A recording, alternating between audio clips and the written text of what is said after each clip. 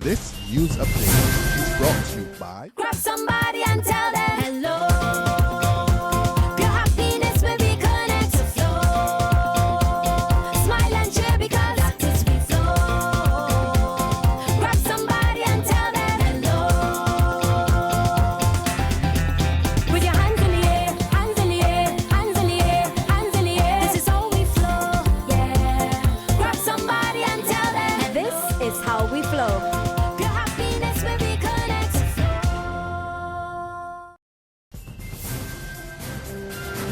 It's Friday, September 11th, and time for the Barbados Today Afternoon Update. I'm Fenella Wedderburn. Thanks for joining us. We begin with good news for job seekers. Over 1,000 new jobs are coming.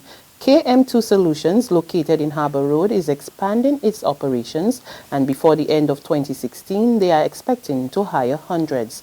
Vice President of Caribbean Operations, Tony Jennings, delivered the news this morning at a press conference following a tour of the facility, which houses the call center and risk management solution company. A police constable is today nursing an injury to the face after he was attacked in the city last night. The officer was slashed in the face while executing an arrest on Robert Best around 12:30. He was taken to the hospital where he received several stitches. Best, who is said to be homeless, is expected to appear in court to face charges today. Transport Minister Michael Lashley adds his voice to concerns about the level of deviance among the country's youth.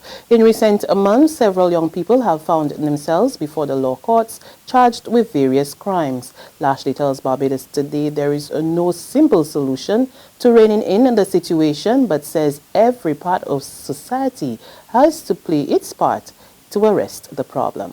I think that not only the government got to play its role, but all other social institutions out there have to play a role too. The church, the family, the community, individuals, and the schools. We need to get back there. So it is a holistic approach, so that all players, all social institutions must come on board and teach our youngsters and really instill in our youngsters the values of years ago.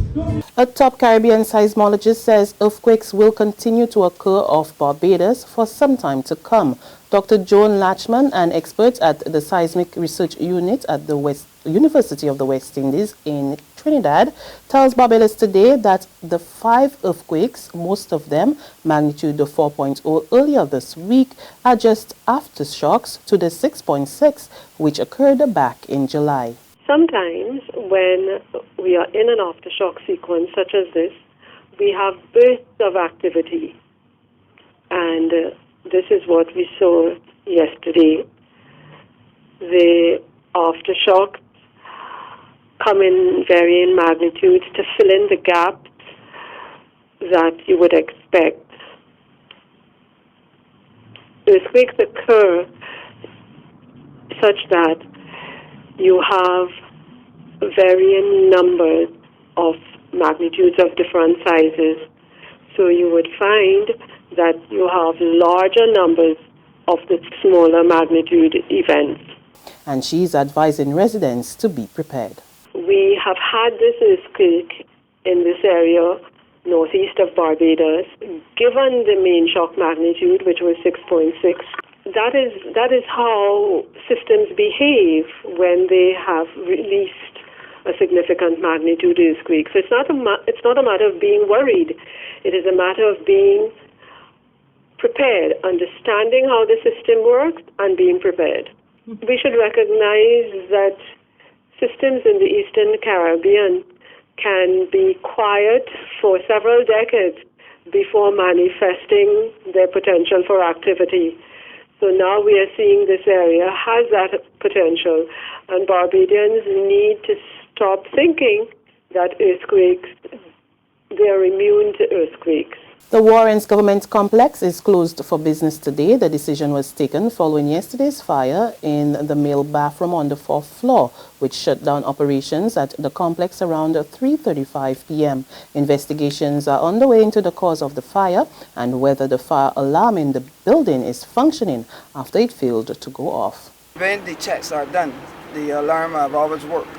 So I find it rather strange that on this occasion that the alarm did not go off, and we would now have to investigate why that the alarm did not go off.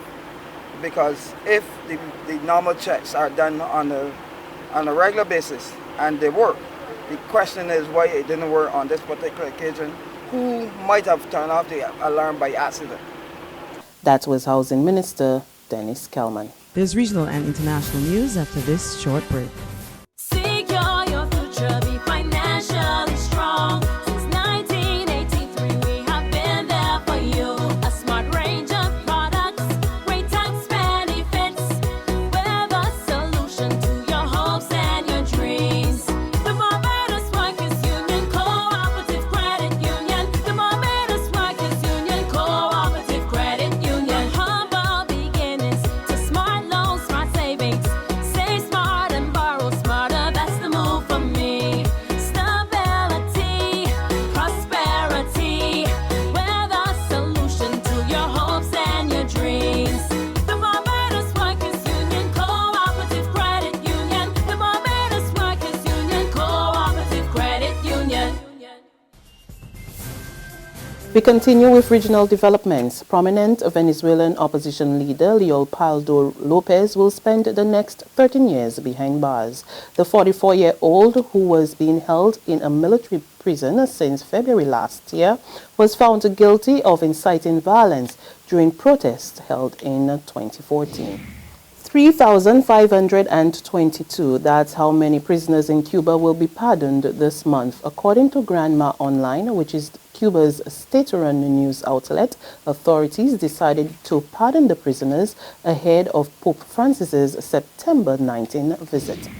The Caribbean is rubella-free. The International Expert Committee made the declaration for measles and rubella elimination in the Americas during a recent meeting of the Pan-American Health Organization and World Health Organization in Washington. PAHO Director Carissa Etienne, who described the achievement as historic, says the region's efforts will now focus on eliminating measles.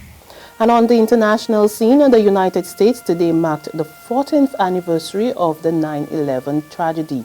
Bells tolled as tears flowed freely as the nation remembered those who lost their lives after terrorists hijacked passenger planes and flew into New York City's World Trade Center, and a third one went into the Pentagon in Washington. Today is about strength and resolve. We find strength in the children and spouses of the survivors who carried on and who are here to celebrate the memory of their relatives. They have blossomed into great families and into fine young men and women that we should all be very, very proud of. And they are out there today making their mark on our world. I also see in the eyes of members of this audience the resolve of this nation to defend freedom and liberty wherever it is challenged. An entire generation of young American men and women have put their lives on the line for the concepts of freedom and liberty that we hold dear. Today offers all of us an opportunity to rededicate our lives to those causes.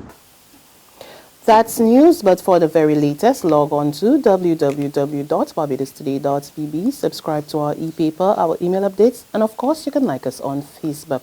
Also catch us on Izumi Media in bus terminals or screenplay at supermarkets and gas stations near you, as well as Channel 101 on Flow TV and Mix 96.9 FM.